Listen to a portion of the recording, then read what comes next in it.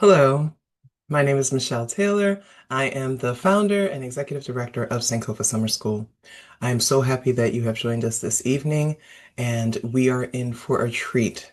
This is our sixth year running this program, and each of the classes have been selected to represent the diversity and the beauty of people of the African diaspora. I brought in some experts who are going to share everything that they know with you. We hope that you are engaged in this class, that you keep it interactive, have questions for our facilitator, and overall, I hope that you just really enjoy yourself and gain something, some new knowledge from this. We're so happy that you're here. At the end of the class, please consider filling out the feedback form. It helps us improve every single year. And without further ado, here's your class. Good morning, good afternoon, good evening to whoever is joining today, wherever you are. I am going to be your lecturer today. My name is Giulia Baldini. I am a Black educator based in the NYC metropolitan area. And today I will bring to the forefront my bread and butter, as I call it, Black fashion media, its representation, and its cultural power. A little bit about myself. I always like to introduce myself so that you have an idea of who do you have in front of you, what kind of background do I have, and what I'm looking forward as an emergent scholar to implement in my own scholarship, in my own knowledge and areas of expertise. Like I said earlier, I am an educator, media educator and scholar based in the NYC metropolitan area, and I am Italian Brazilian. I was born and raised in Italy. And yes, there are Black Italians. In this case, I am mixed. My dad is white Italian and my mom is Afro Brazilian. I grew up in a very multicultural household. Weirdly enough, fashion was not an industry or a space or honestly anything that was part of my childhood or upbringing. But I grew up in Florence, which is Florence, Italy, which is a very, it's a touristy town. It's a very art oriented town, a lot of tourists, a lot of art, a lot of history. So fashion at a certain point in history, in Italian history, Florence was actually one of the fashion centers of the country. But nevertheless, I didn't grow up with fashion in my mind. And if anything, fashion came later during my college years at Hofstra University. And at the end of this journey, I got my bachelor's in journalism with a double minor in civic engagement and creative writing. And this prompted me to write a book. I'm a self-published author. And this book is called Fashion on the Beat, The Rhythms and Melodies in Fashion Journalism, which is basically a diary, my first autoethnography project, you might say. It's a diary of a Black Italian girl finding love, finding passion for fashion, for the industry, but also for storytelling and also passion for community uplifting and understanding also more the stories of the Africana diaspora. And I am one of the very few Black fashion journalists and fashion media professionals in Italy.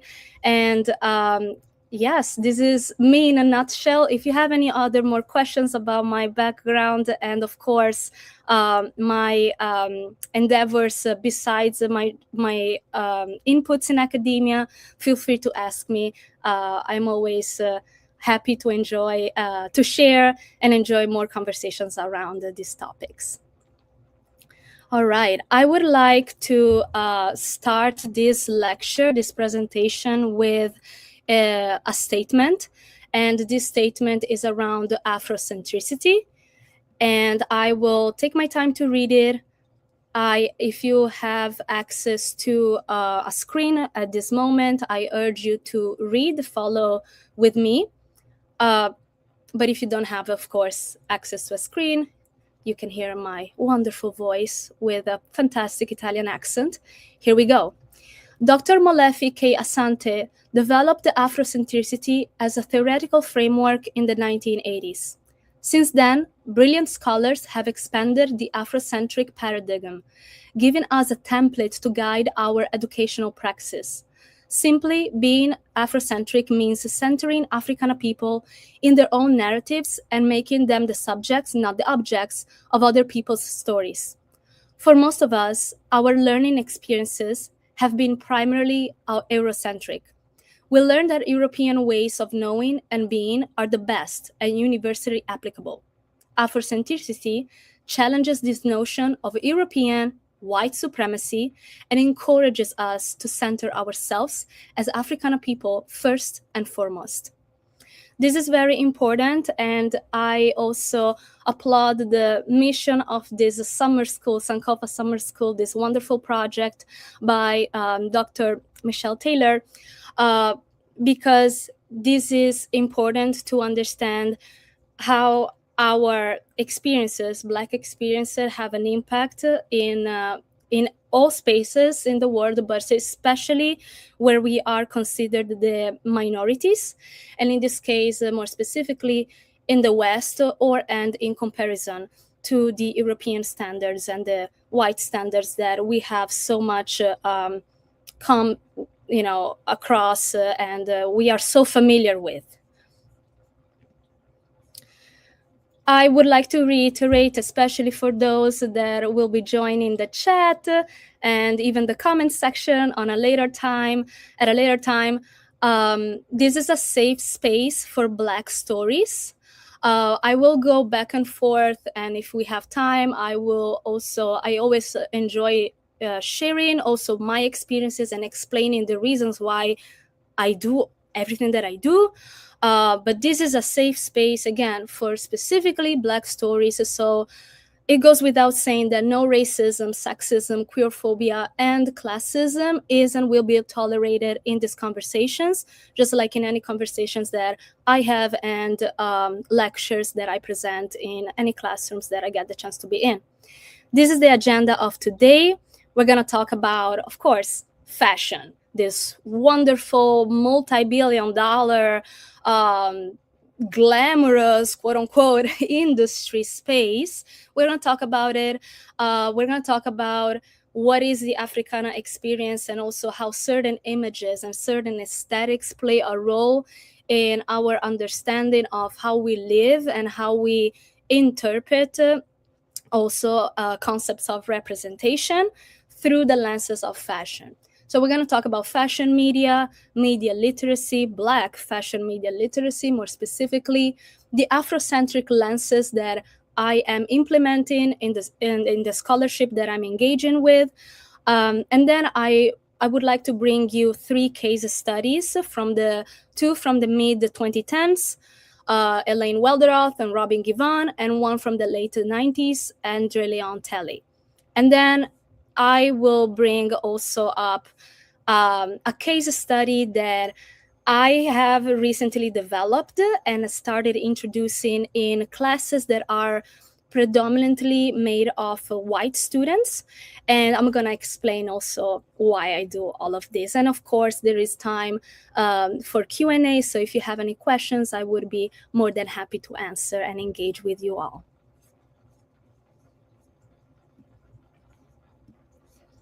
All right, so here we are, fashion. Like I said, more specifically, fashion media. I was born and raised in Italy, and coming from the United States or any other place that are not Southern Europe, you might think, wow, fashion, you are interested in fashion, you're a fashion media scholar. And also I have a background as a fashion journalist, actually. I have written for several publications, including Vogue. So, you must be you must have grown up with fashion around you, and a lot of glamorous things. Not really. That's not my story. The reason why I came actually across fashion is because growing up in a predominantly white country, no matter the very multicultural household that I grew up in and the access of different lifestyles and philosophies that I grew up with. A lot of Black culture also instilled by my mom. No matter what, anytime that I would step out of my house, this would not be the reality that I would live. It was very hard, if not impossible, to see people who look like me, yet alone, let alone people who look like my mom, who's a dark-skinned Latina woman. See these people, people of the Africana diaspora, having roles of leadership or being part of certain social classes. It was pretty tough growing up as, again, a member of the Africana diaspora in Italy in the late 1990s and early 2000s. But this experience, it did actually the very opposite of deter me to, it did the opposite to not make me want to understand where I come from, where half of my family comes from, and understanding where I stand in this world. So it is because of fashion, once I came to the United States to study journalism, actually, I came here and I found that fashion journalism was the perfect combination of joining, putting together aesthetics, visual material, and storytelling, and make sure that I could educate the audience with words and through stories, especially stories of emergent designers, emergent creatives. I also come from a family of artists. My mom is an artist. So with all of this, I wanted to celebrate all these wonderful stories that I never got the chance to see being put into the forefront. So I took action and agency. I wanted to use the privileges that I had as a mixed person, somebody who could afford to come to the United States and access to an education, and use fashion journalism to celebrate all the stories of the Africana people. And fashion media, this is what I do today. I study fashion media, which is basically the collection of all the editorial products, but not only products, not only the content, but also the platforms, the publications, the channels through which all of these pieces of information related to the fashion industry come to fruition and they come out to exist. And fashion media is a very niche space where language, space, and purpose and context sharpen our understanding of fashion.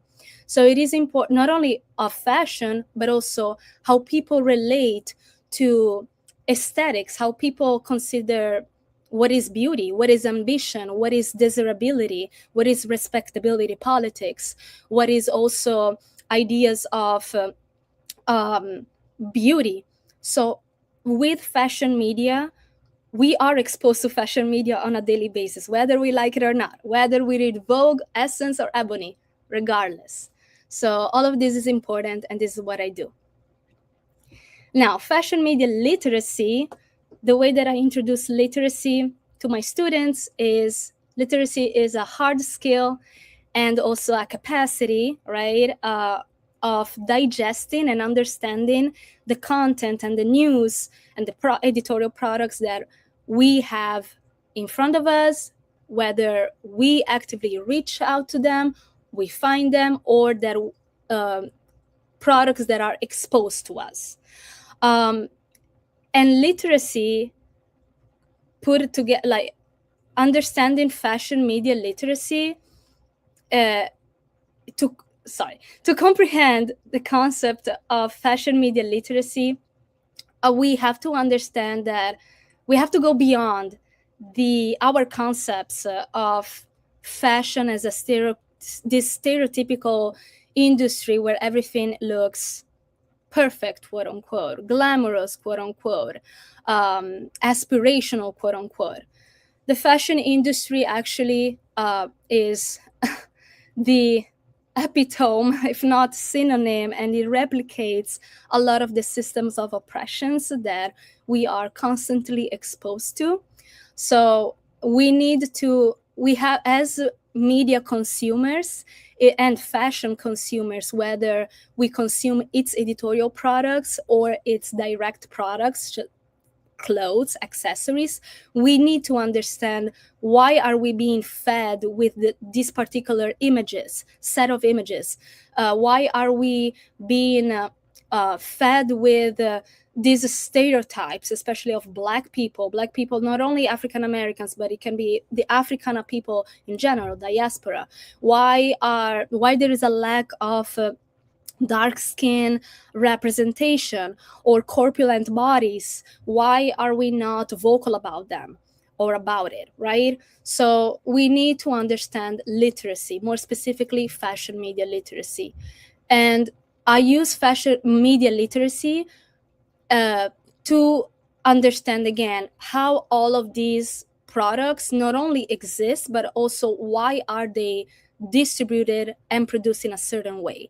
So understanding also the mechanisms that live in corporate and adorn corporate America, corporate insert any other Western society that engages with capitalism. So understanding how not only the publishing world works, but also how the fashion industry works, and how people, not only the people that are being represented, think about the models, think about the designers, but also how the people that are telling these stories, how do they tell these stories? What kind of service and disservice do they do to the Africana people?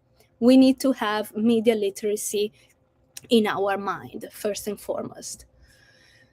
And of course, we need to add another layer to this: Black fashion media literacy. Fashion media literacy can earn academic validity when it's situated within the Black experience. And by Black, again, you can approach the word Black depending where you come from and what's your Africana education comes from. So if you are probably joining us from the UK, you might refer to the Black experience as the BAME experience, BIPOC, if you are more comfortable with that acronym, Afro descent. So whatever is your definition of Black, it is important, again, if we want to understand fashion media literacy, we need to add the layer Black, because this layered version focuses on our interpretations, again, of visuals and systems through which these editorial products get to us, how these editorial products are exposed to us, and what is the meanings that we are trying to make out of them, and what can we learn from them.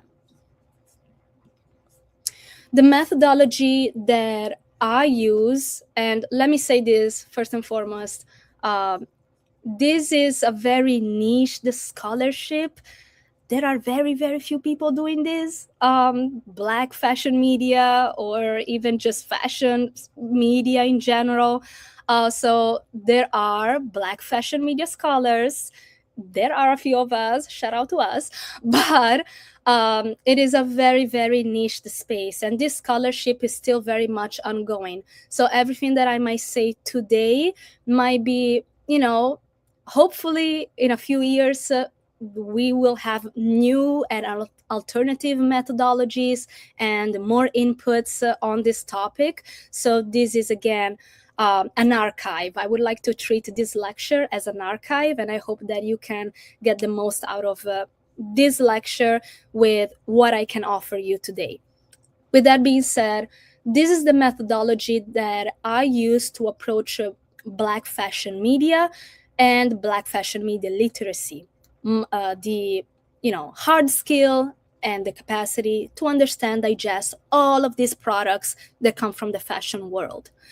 So I use Black autoethnography to understand our experience. I include myself as a Black person even though, once again, I am mixed, so I hold certain privileges that, for example, people who look like my mom don't have, or people who look like half of my family don't have. But as a Black, again, biracial, mixed, also European, Southern European woman, I have certain privileges and certain access also to certain resources that other people do not have. But it is important, especially for people who look like me, to understand the Black experience and also be practice active listening even more up to the notch, okay? Even three more, five, if not six more times, okay? And I will actually bring a case study that demonstrates that.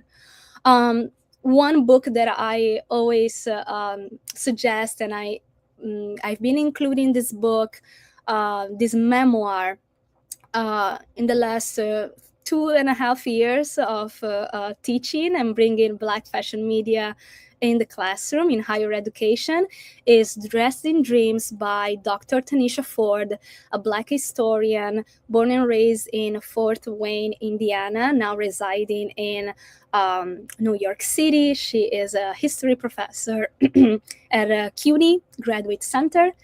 And Dressed in Dreams is a fantastic, wonderful memoir. Is a diary of a Black African-American woman, specifically Gen X woman, who narrates her story and her experience into becoming a woman, from childhood to early years of womanhood, early 30s, and how she embraces all of this journey through fashion. And so we see with this book, which is a perfect example of Black autoethnography and a print editorial product that encapsulates the African American experience that relates to fashion taste, aesthetics, music as well, entertainment, and it's a snapshot of Black fashion that I very much admire. And through this book, again, I got introduced to autoethnography, more specifically Black autoethnography. This is something that I include and I always make sure to put to the forefront when it comes to Black fashion media. Black autoethnography, intersectionality. This is an intellectual framework where originated by Dr. Kimberly Crenshaw, and it basically, the intersectionality is a framework that I use to consider different, the spectrum of privilege, consider the full spectrum of privilege and how within the Africana diaspora, how do we place and relate to privilege? This is important, especially when we are dealing with topics, such as media representation in fashion, colorism, racism, misogynoir, and so much and so forth. So having intersectionality in your mind is pretty important. Last but not least, the colonial abolitionist pedagogy. Like I mentioned earlier, I have a background in fashion journalism. I also wrote a memoir, but as of right now, I'm an adjunct lecturer in the NYC metropolitan area, a bunch of schools. I'm everywhere. We are the freelancers of academia. And my alma mater is Lehman College, so that's where I actually started all of this scholarship, and where I learned about the colonial and abolitionist pedagogy. My mentors are the colonialist pedagogy experts. And for this book, my recommendation when it comes to this, ramification of my methodology and what I bring to this scholarship, to this field, is one of the many books, is one authored by Dr. Ibram Kendi, How to Be an Anti-Racist. Okay. And education is liberation. Education is, we need to understand all of this fashion media and fashion media literacy and Black fashion media literacy it should work in favor of education, and education should be for liberation. So this is something that I want to put it out there. Speaking of which, the Afrocentric lens. During my years at Hofstra University, a predominantly white school in Long Island, I had, I'll be very honest, I had wonderful experiences, but also a set of not so wonderful experiences. As a Black Italian woman at the time, even more young woman, a girl, between girlhood and womanhood, I had coming to the United States was pretty interesting, and I was already considering when I was in Italy, and this speaks also to the fact that at the time, growing up in a predominantly white country like Italy, I would see back then the United States as the Mecca, where people who look like me and my mom, we could be, quote unquote, free. And we could be free to express ourselves phenotypically, and express to also our interests, and find comfort in doing so in a society that seemed to be so accepting of us. Little did I know the things that once I came to this country, well, that's not how it works at all. And so during my years at Hofstra University, I got introduced to a lot, to journalism, to storytelling, to activism, but it was not Afrocentric, I'll be honest. It took some time, and only when I went to of course, my background as, instilled by my mother, that helped me a lot. But I was able to reconnect with that part of me only when I went to CUNY, City University of New York, at Lehman College. So during my first years in higher education as a student, I came across several scholars that helped me understand how journalism, communication, media is produced, but also how fashion is constructed, both as a form of expression, as a form of activism, and also as an industry, how it's built. And also how education should be liberatory, quote unquote, but everything was through the white lens, Eurocentric lens. That's also what was my upbringing in school, not at home. All of this to say that this is something that if you are a media scholar and you're looking to expand your Afrocentric lenses and your understanding of these topics in communication, topics in education, and topics in representation, especially of gender and sex, I'm urging you to switch and to explore alternative authors that are fantastic and that are revolutionary in their own ways. But the most important thing, they are real. They are real, and they are, again, I get even emotional when I speak, because they did a whole 180 to me. It was fantastic when I was able to access to these words and their writing. So for those that are media scholars and communication scholars, and journalism scholars, you probably have heard of Marshall McLuhan. If you haven't, look it up. Canadian philosopher, and he is he's a media philosopher. He is a very famous and important when it comes to discourses around how media is constructed, is formulated, and arrives to the audience's ears and eyes, right? But there is much more than Marshall McLuhan.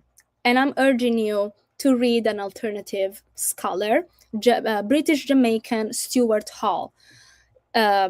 we're going to read also a few quotes soon, where I explain as well why all of these people are important. Peggy McIntosh, for those that are women's and gender and sexuality, queer studies scholars, you probably have heard of her, this white woman, very famous. She's okay, right? But let me tell you, Audre Lorde, yes, she's gonna be, even if you found Peggy McIntosh revolutionary and your mind was blown away, just wait for Audre Lorde, even better. And Paulo Freire, Brazilian but white. And it's important to note that white Brazilian abolitionist decolonial scholar. If you like his work, just wait for many other scholars like Dr. Candy, like I mentioned earlier, but also Bettina Love, Dr. Bettina Love. All right, very quickly. Okay, sorry. There is this quote. Why I would like to bring up these three quotes and why these quotes are related to fashion. So we can start with Stuart Hall, like I said, Jamaican British communication scholar, cultural theorist, political activist, is very much active in the late 1990s. He is he's one of the very few political activists, but also media scholars that encapsulate and whose scholarship is grounded on media representation and also how language and aesthetics play a role in representing us, the Africana people. And one of the many quotes that I found pretty interesting is, representation is an essential part of the process by which meaning is produced and exchanged between members of a culture. And it's also, I want to read the whole thing. Representation does involve the use of language, of signs and images which stand for or representing things. And this is important because when we talk about fashion, we are not just mentioning words. If anything, we are dealing with images that represent a clear idea of what a product should make us feel, what a garment is supposed to embody, and what certain messages can be decoded directly or indirectly, explicitly or implicitly. We're gonna get then to Audre Lorde. This is a very short quote, but very impactful. The master's tools will never dismantle the master's house. Apologies for the typo that I made.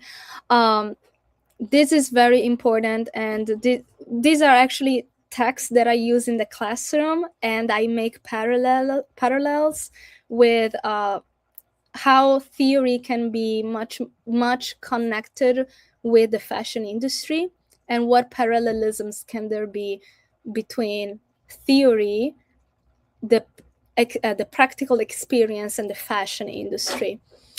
The master's tools will never dismantle the master's house basically means, for those who are not familiar with this quote, we cannot use the same methods and we cannot be in the same spaces and basically do the same things over and over and over that have been done over and over and over if we want different outcomes and changes. More specifically, connected to the fashion industry, we cannot replicate the same systems of oppressions and with the same regulations and the same approaches if we want liberation for the people. And fashion is for the people. Fashion is politics. Politics, yes, requires structure, but that structure needs to be liberatory. If the structure that we live right now is not liberatory, nothing is gonna move ever. So in the fashion industry, there are still people that, yes, can be considered masters. That can still, consider, especially members of a patriarchal system, patriarchal capitalist system. So if we still use the same tools that the master used, that the system uses, we will never be able to dismantle what we want to destroy. Last but not least, we have Dr. Love. Pedagogy should work in tandem with students' own knowledge of their community and grassroots organizations to push forward new ideas for social change, not just be a tool to enhance test scores or grades. Pedagogy, regardless of its name, is useless without teachers dedicated to challenging systemic oppression with intersectional social justice. It goes without saying here that pedagogy is an alternative system of pedagogy is necessary if we want to make education liberatory, especially for people like us, for the Africana people. And fashion media, this is what I actually argue in my scholarship. One of the many topics through which we can reach liberation, and at least ways that pedagogical ways that support liberation, is fashion media literacy, introducing these topics and these wonderful case studies to in higher education, because we need to make our students, especially students of color, represented, and we need to and for the students that are the white students, we need to, it's a service for them to introduce them the lives and experiences of the Africana people in these spaces. All right. We are here with André Leon Talley. This is our first case study. So André Leon Talley, we probably don't have a lot of time to watch a video, but let me tell you a little bit about André. He was quite a character, and I'll make sure also to include these resources also. So if you will have access to those materials. André Leon Talley, he was one of the most important Black fashion media professionals to ever exist. Born and raised in North Carolina. Born in DC, but raised in North Carolina. He was born in 1948. He passed away pretty recently, 4 years ago, 2022. He was the first Black creative director in the Condé Nast Corporation, which is a media conglomerate that includes Vogue, The New Yorker, Vanity Fair, Glamour, Teen Vogue, all of these big names. So he was the first Black creative director in 1988. And from 1998 to 2013, he was the first and only editor, till today, editor at large at Vogue USA. And this is, even though he's mostly famous for his tenure and his work at Vogue, I want to bring you this case study here, this editorial. So an editorial in fashion is basically a spread story. So it's a story. It's usually a short article, but it has a rich visual component that goes in tandem with the article and, of course, the imagery that are being used, right? They go along with the story. So this editorial is titled Scarlet in the Hood.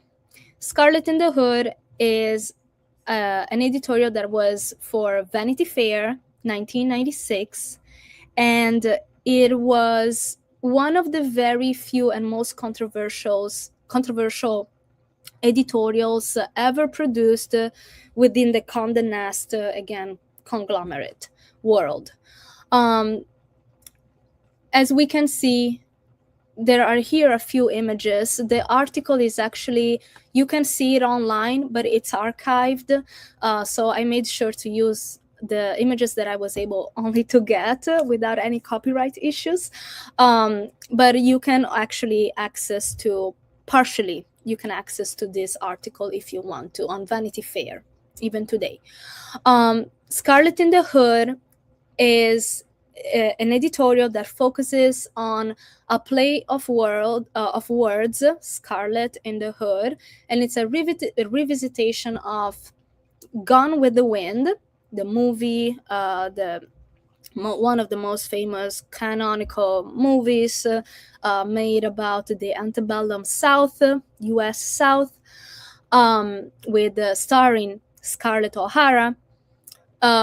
This editorial was controversial because it had black models wearing haute couture, so high fashion, luxury clothes and items and garments styled by André Leon Talley, so a black fashion editor at the time, a black fashion editor who dared to put black models in positions of power. So we have here, for example, we have Naomi Campbell in embodying the role of Scarlett O'Hara, and everybody else, all the servants, the enslaved people, they are the actual designers, the white designers that made the clothes.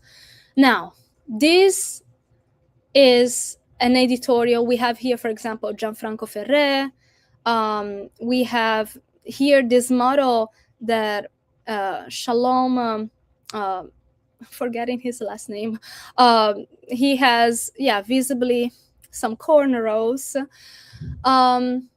This was pretty controversial, as we have here John Galliano. This is was a pretty controversial editorial because on one hand, we see that a black editor for the first time is given, in 1996, is given the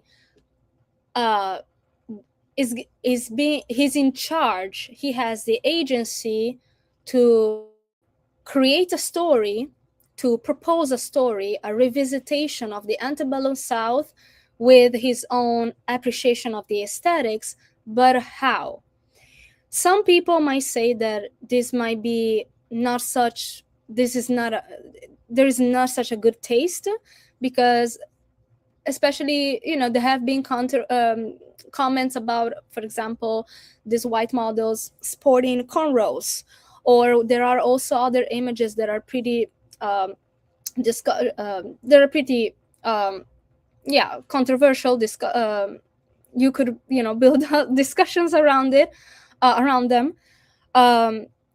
This is an example again of editorials that sparked conversations and can either be interpreted as, is it something good or is it something bad? There is no right or wrong answer, because if we consider the background of the like the mechanics of this editorial, this is an example of one of the first editorials where, again, a black person, a black African American person, is in charge of a story and actually puts a twist in a representation of the antebellum South that is trying to educate with artistic vision, with also some, creative vision, a predominantly white audience. But how does he do it? And again, this is open for discussion. These are some of the questions that I'm urging you to think about. What reactions would you think you see coming from non-African American people when they see this story? Because African Americans might be aware of the stories of the history of the antebellum South, but what about non-African Americans? What kind of emotions and what kind of interpretations can they draw from this editorial? When imagine they don't know nothing about it, what could it be? What could the reaction be? What would you do if you were in charge of such creative direction? Again, put yourself in the in the shoes of André Leon Talley. This is one of the many things that one of the many projects he had actually hands on. But again, was it good? Was it bad? Open to interpretation. Elaine Welteroth, we have this case study, and this is something that I always introduce, especially when I talk with, when I have in front of me a class that is made of predominantly white students. Elaine Welteroth was the second,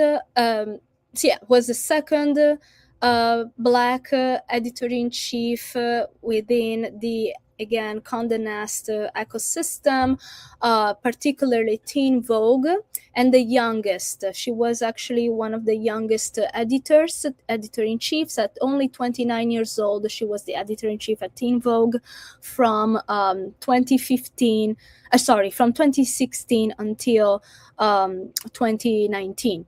So short tenure, but she definitely she turned Teen Vogue into the publication that most of us are familiar with, very political, putting Gen Z and younger millennials to the forefront, and especially political activism in a fashion publication, targeting young readers.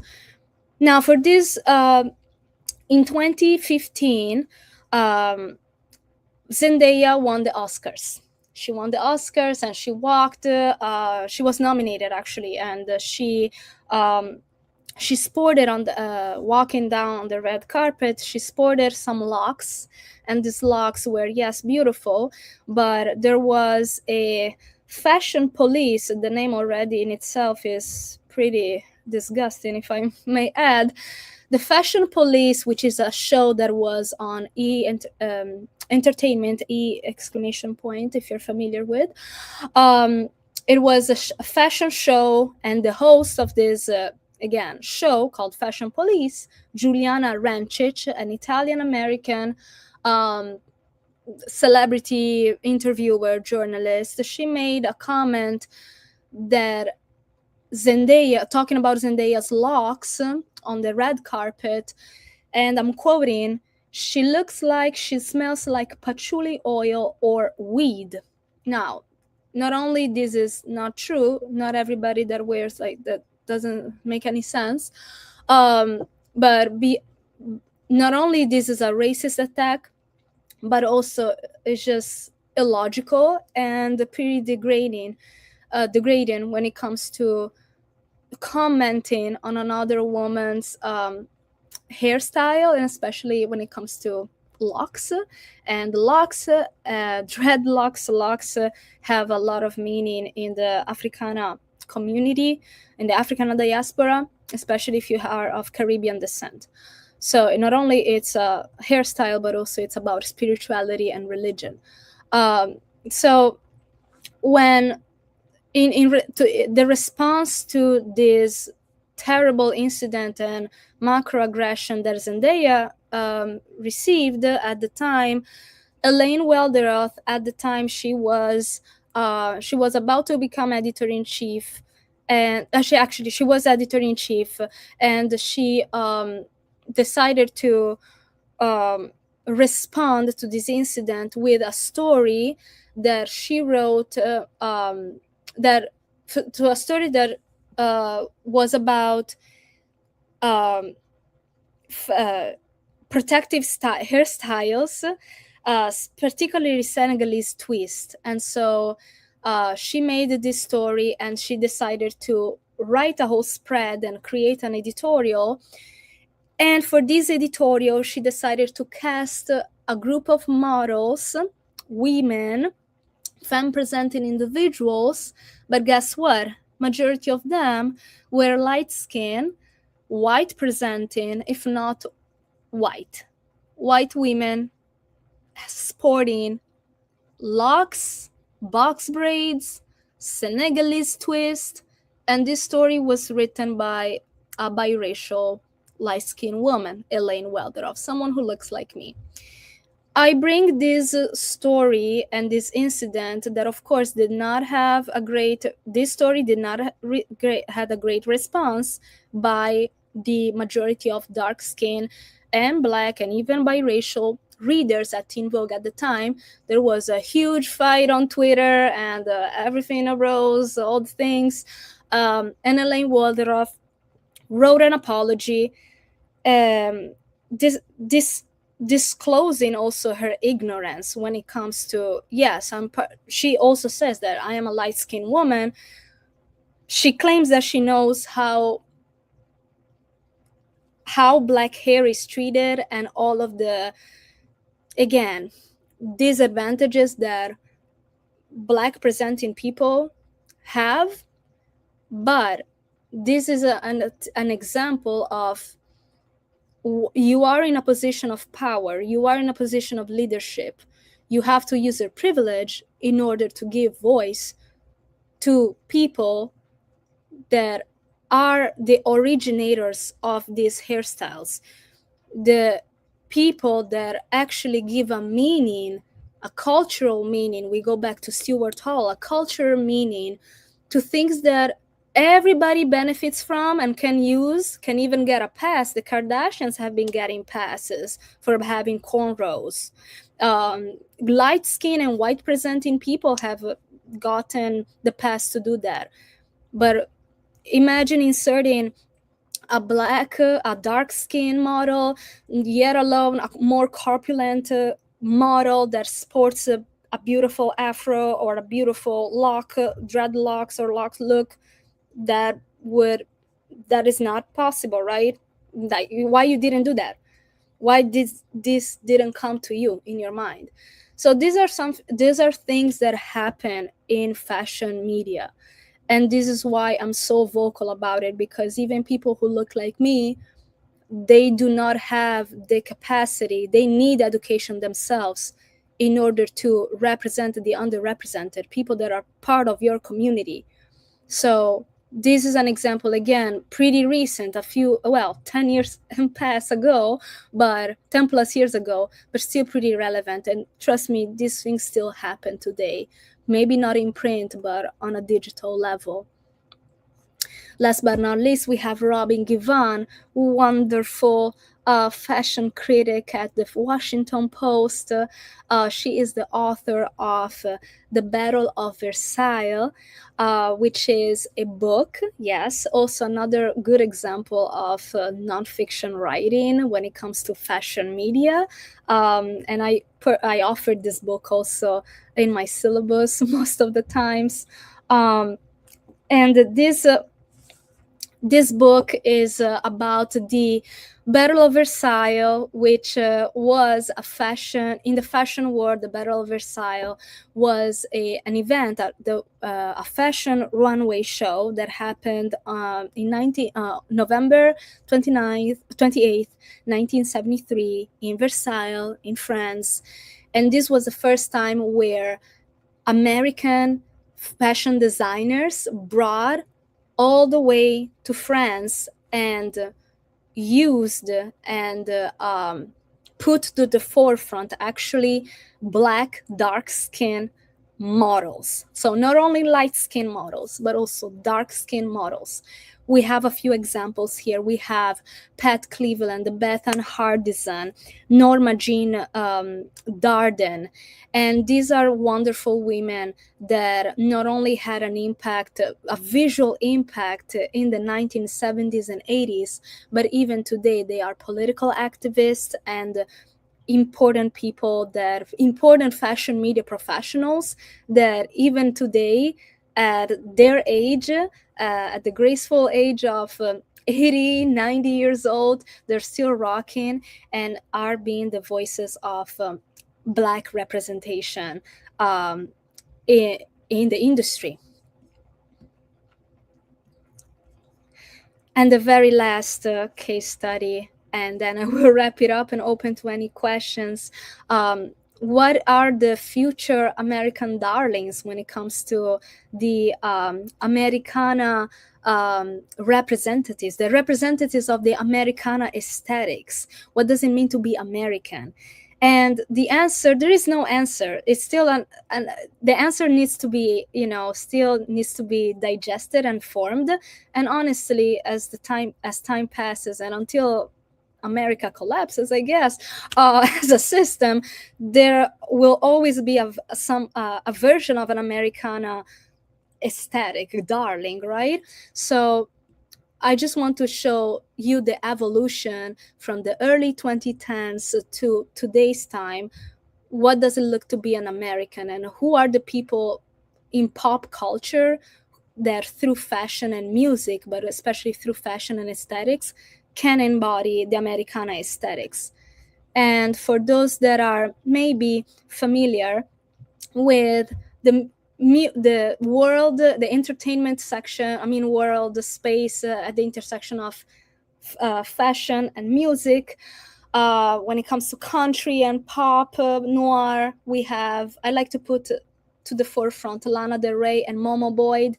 Lana Del Rey, for the last 10 plus years, she has been a white woman. She has been very, extremely controversial and wrong in so many ways.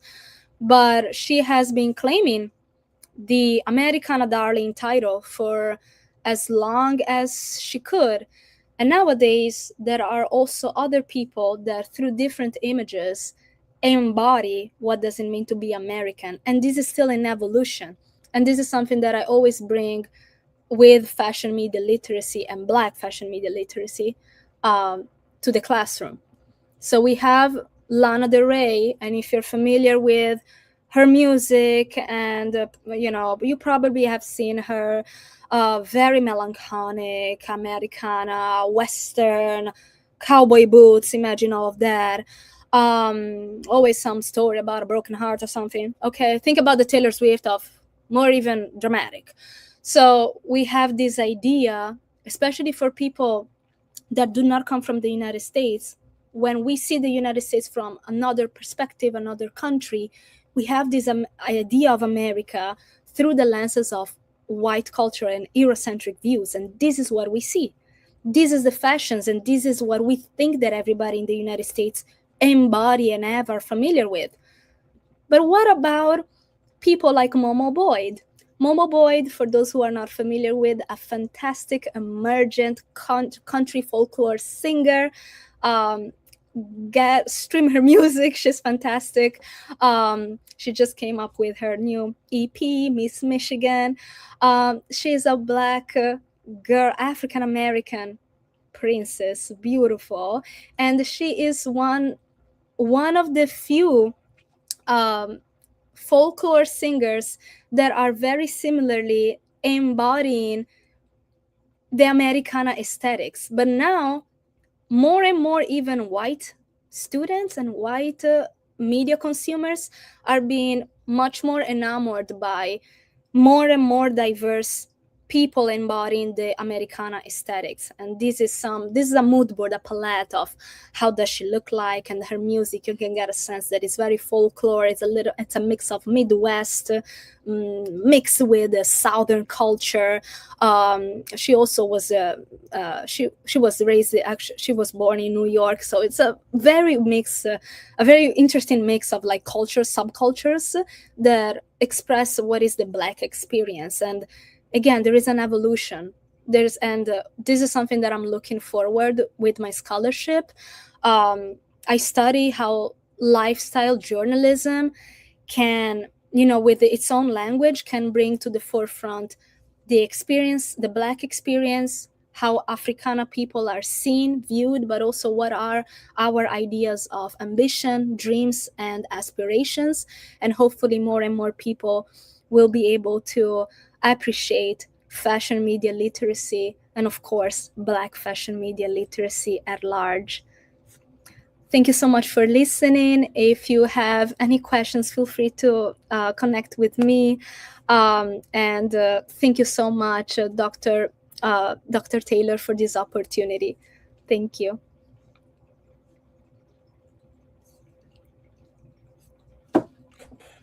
Hey folks, I'm here. If you have questions for Julia, you can ask them now.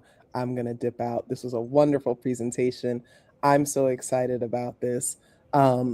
one question I have to kick things off is, how can people of the African diaspora use fashion, and I would say use fashion as kind of a form of resistance, and then how do we document that as resistance? Because right now there's this whole conversation about whether or not Black college students should go to class wearing do-rags or bonnets and things like that.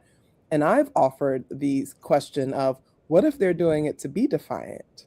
What if these young people are tapping into something that older generations are too afraid to do, right? Which is stand up to professionalism, stand up to white standards and things like that. So, in what ways do you think that we as a people can use fashion in this kind of, resistant ways? But then also, how should we be talking about that? Okay, I'm going to go. Bye.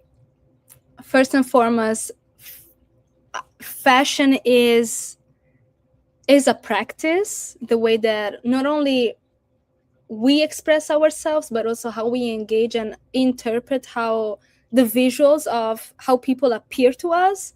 So to answer your question, Black people, and again, when I say Black, up to your interpretation, I hope this lecture reaches as many, of us, of the Africana community members. So whatever is your definition of Black, that goes, I'm okay with that. So for us Black people, it is important to reclaim our own interpretations of fashion that 8 times out of 10 go they go against the canonical and the traditional versions of garment making, image making that we have been fed up until now, till today, and probably will still be fed. Understanding our history, understanding why, and this is something that I also talk with my students. Where do rags come from? Where do head wraps come from? Braiding.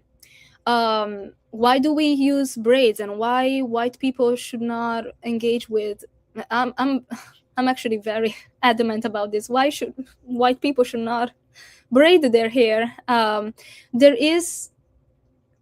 It's understanding our history, why we do things, why we have been doing things the way that we have been doing.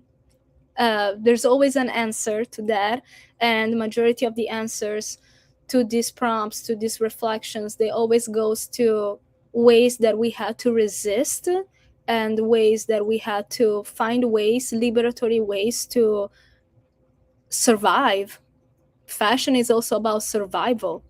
The way that we present and protect our bodies also, it's important. It's, again, survival. So understanding our history, this is the best way to be sure and stand firm on how we interpret fashion.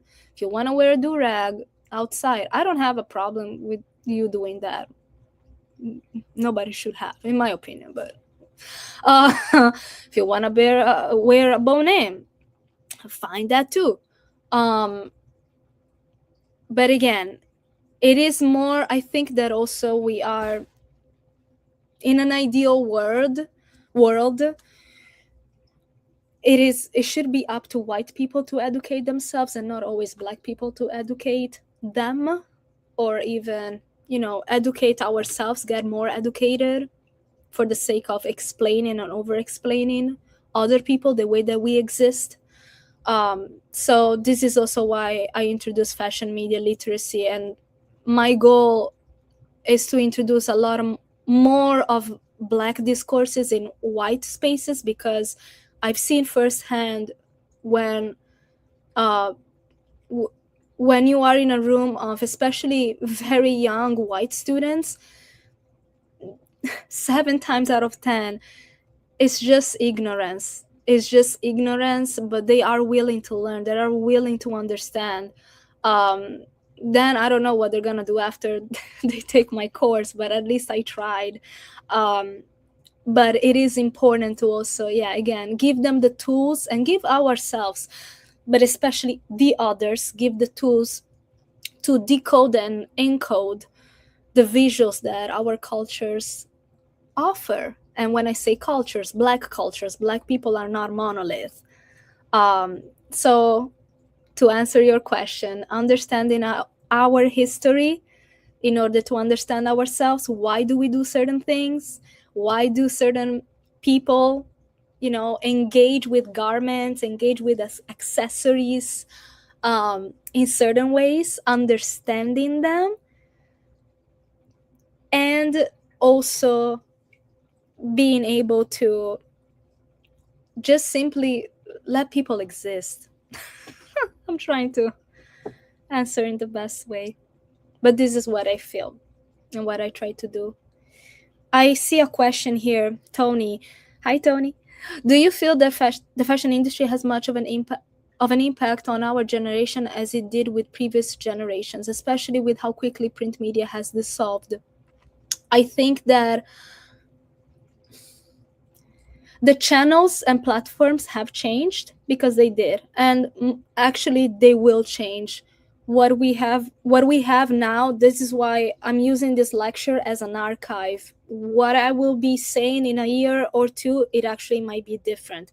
The foundations might be the same, actually they will be the same, but the platforms and the campaigns and the products, they will change for sure.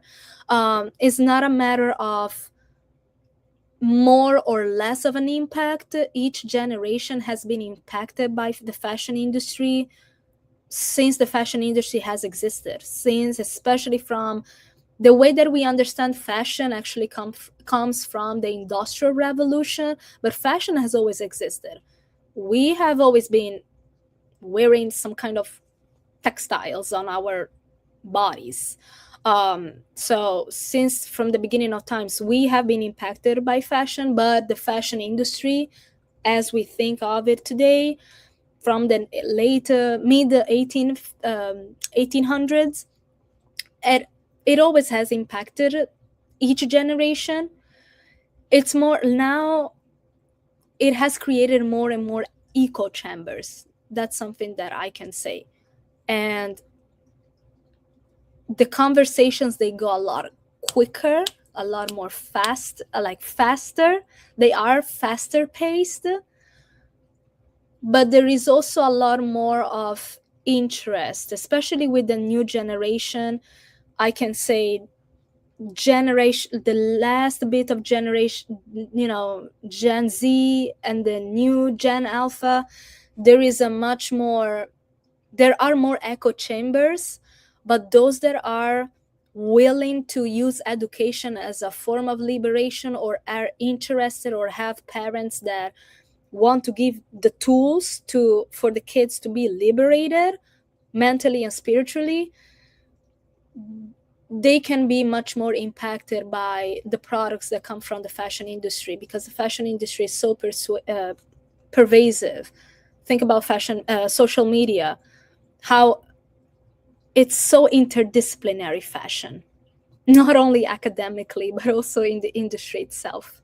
So yeah, definitely, it still has an impact. The impact never goes away. I hope it answered the question, Tony. I'll see you at book club.